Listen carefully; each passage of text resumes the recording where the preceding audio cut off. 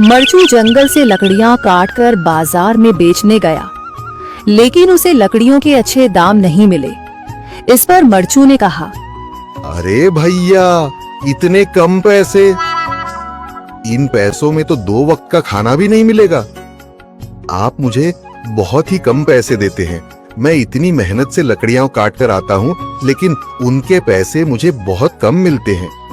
भैया, तुम्हारी लकड़ियां होती ही इतनी कमजोर हैं कि मैं इससे ज्यादा पैसे नहीं दे सकता। तुम्हारी लकड़ियों के बस इतने ही पैसे बनते हैं। अरे भैया, कुछ ज्यादा कर दो ना। वो क्या है ना कि इन पैसों का तो कुछ भी नहीं आता। मैं अपनी जिंदगी कैसे गुजारूंगा? भैया, तुम जाकर अच्छी लकड़ियां लाओ, तभी इन लकड़ियों का अच्छा दाम मिल पाएगा, वरना इन लकड़ियों का तो यही दाम है।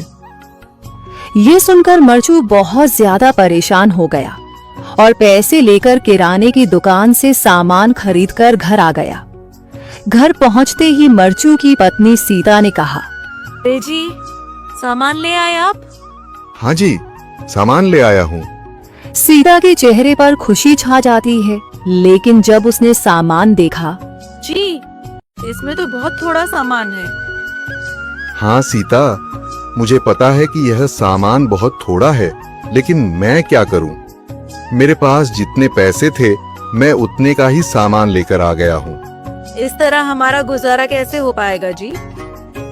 आपको तो पता ही है कि हम कितनी मुश्किलों से गुजारा करते हैं। हाँ हाँ, मुझे पता है, लेकिन मैं कर भी क्या सकता हूँ? मेरे पास इतने पैसे ही नहीं कि हम एक अच्छी जिंदगी गुजार सकें। इतनी मेहनत कर रहा हूँ, लेकिन फिर भी मेहनत का फल नहीं मिल रहा। इतनी मेहनत से अच्छी लकड़ी काट कर आता हूँ, लेकिन मुनासिब दाम नहीं मिलता। मैं तो बहुत परेशान हूँ। क्या करूँ? कहाँ जाऊँ? अरे जी, आप परेशान न हो, आप कोई और काम देख लें। मैंने कई बार काम तलाशने की कोशिश की, पर किसी ने भी मुझे काम नहीं दिया। ये सुनकर सीता भी काफी ज्यादा परेशान हो गई। मरचू से सीता की परेशानी नहीं देखी गई। उसने अपनी पत्नी सीता से कहा, मैं फिर से जंगल की ओर जा रहा हूँ। अरे जी, अभी मत जाइए ना, वैसे भी शाम हो रही है। आप कल चले जाइएगा, अभी मत जाइए। ठीक है, अगर तुम रोक रही हो तो मैं नहीं जाता। मैं कल चला जाऊंगा। इसके बाद मरचू गांव में घूमने के लिए चला गया। तभी उसे एक आदमी मिला और उसने कहा, कहाँ जा रहे हो भैया? और सुनाओ, क्या हाल चाल है? जिंदगी कैसे गुजर रही है? अरे भैया, तुम्हें तो पता है कि लकड़ियां काटकर कैसे गुजारा होता है। हाँ भैया, तुम सही कह रहे हो। और आसपास के जंगलों में अच्छी लकड़ियां भी नहीं है। इसके लिए तो जंगल के अंदर जाना पड़ेगा, पर जंगल के वहीं से ही मिलेंगी। ये सुनकर मरचू बहुत ज्यादा परेशान हो गया, लेकिन वह आदमी बिल्कुल ठीक कह रहा था। जंगल के किनारे की सारी लकड़ियां कट चुकी थीं। अब सिर्फ जंगल के अंदर ही अच्छी लकड़ियां बची थीं। अगली सुबह मरचू लकड़ियां काटने जंगल की ओर चल पड़ा।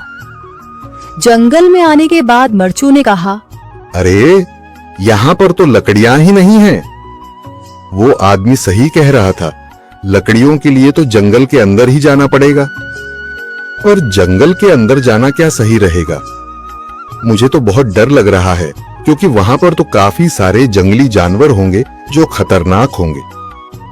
अगर आज मैं जंगल के अंदर नहीं गया तो मैं आज घर पैसे लेकर नहीं जा सकूंगा, और फिर जब पैसे नहीं होंगे तो गुजारा कैसे होगा? मरचू जंगल के बाहर खड़ा सोचता ही रहा और फिर उसने सोचा, अरे, यहाँ पर भी कोई मजबूत पेड़ दिखाई नहीं दे रहा जिससे मैं लकड़ियां काटकर घर ले जा सकूं। लगता है और अंदर जाना पड़ेगा। यही सोचकर मरचू जंगल के अंदर चला गया। अंदर जाने के बाद उसने इधर उधर पेड़ देखे, पर उसे कोई भी अच्छा पेड़ दिखाई नहीं दिया। यह सोचकर मरचू जंगल के और अंदर चला आया।